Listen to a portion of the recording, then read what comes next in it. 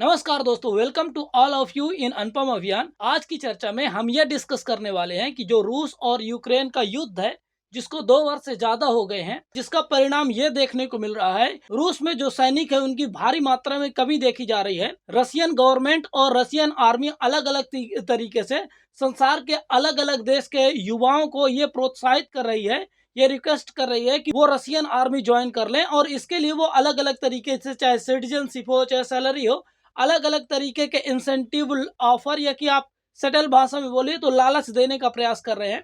इसका परिणाम ये देखने को मिलता है कि भारत से भी कई सारे युवाओं ने रिसेंटली देखा गया कि रशियन आर्मी को ज्वाइन किया। कुछ लोगों का ये भी कहना है कि हम तो वहां पे केवल न्यू ईयर मनाने गए थे, हम वहां पे फंस गए। अब ये खबर आ रही है कि नेपाल से 30 से अधिक जो युवा रसिया में गए थे, उनको ये बोल के रूस बुलाया गया था कि आपको हेल्पर की, यानी असिस्टेंट की आपको जॉब ऑफर की जाएगी, उसके आपको एक सर्टेन अमाउंट ऑफ सैलरी मिलेगी और आपको एज असिस्टेंट काम किया जाएगा।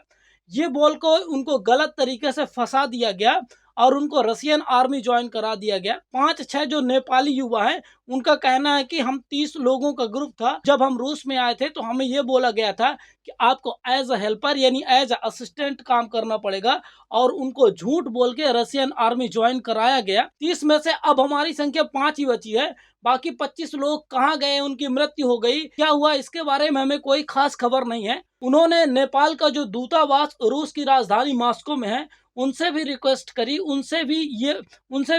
करी कि प्लीज हमें इस जॉब से, इस खतरनाक माहौल से बचा लीजिए। हमारे साथ रशियन गवर्नमेंट द्वारा या कि रशियन एजेंट या कि पीपल के द्वारा एक स्कैम किया गया है। जबरदस्ती जो हम नहीं समझते थे, उस प्रकार का कॉन्ट्रैक्ट साइन करा दिया गया है, और हमें रूस की आर्मी में भर्ती कर दिया गया है, और रूस यूक्रेन के जंग में हमें लड़ने के लिए भेजा जा रहा है। हमारे बहुत सारे मित्रों की तो वैसे भी मृत्यु हो चुकी है, पर प्लीज हमें आप बचा लीजिए।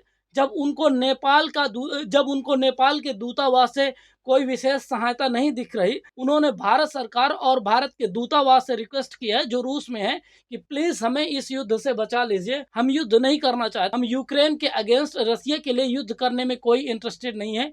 कुछ भी करके प्लीज गवर्नमेंट ऑफ इंडिया हमें बचा ले। इससे रिलेटेड मैंने आपके साथ वीडियो भी शेयर किया था कि आखिर पुतिन के पास या कि रूस के पास, रशियन आर्मी के पास क्या समस्याएं हैं कि संसार के अलग अलग लोगों को वो अपनी आर्मी में भर्ती करा रहे हैं। और अब तो ये देखा जा रहा है कि जबरदस्ती स्कैम करके रशियन लैंग्वेज में एक कॉन्ट्रैक्ट साइन करा लिया जाता, उसमें बताया भी नहीं जाता, आसान भाषा में समझाया भी नहीं जाता कि आखिर इस कॉन्ट्रैक्ट के तहत आपको करना क्या पड़ेगा, और फिर रशियन आर्मी ज्वाइन करा के उनको रशिया यूक्रेन के युद्ध में भेज दिया जाता है। रूस के पास मजबूरियों की बात करें तो उनकी जो ज्योग्राफी है, संसार के अलग अलग क्षेत्रों में जो मिलिट्री बेसेस हैं, चाहे लो फर्टिलिटी रेट हो और लगातार रशियन जो पॉपुलेशन है उसका सिकुड़ना हो, या कि आम रशियन युवाओं का आर्मी ज्वाइन करने में कम इंटरेस्ट हो, अलग अलग मुद्दों में हम इन डिटेल वीडियो आपके साथ शेयर किए हैं। उम्मीद करता हूं कि आपने वो वीडियो देखा होगा। पर इस पूरे इशू में जो नेपाली फंसे हैं और कुछ इंडियंस जो रूस में फंस गए हैं और उनको जबरदस्ती या कि गलत तरीके से रूस की आर्मी को ज्वाइन कराया गया है, इसके बारे में आपका क्या ओपिनियन है? क्या आप ये मानते हैं कि भारत सरकार, विदेश मंत्रालय हो, चाहे जो रूस की राजधानी मॉस्को है, वहां पे जो भारत का दूतावास है, उसको न केवल भारतीय नागरिकों की सहायता करनी चाहिए, बल्कि जो हमारे नेपाल के साथ हिस्टोरिक और कल्चरल रिलेशनशिप है, उनको भी ध्यान रखते हुए इन पांच नेपाली युवाओं को भी वहां से बचाना चाहिए। आपका जो भी ओपिनियन हो कमेंट सेक्शन में जरूर बताएं। Thank you so much for watching this video. मिलते हैं अगले ऐसे ही इंटरेस्टिंग एंड इन्फॉर्मेटिव वीडियो के साथ। तब तक थैंक यू अगेन।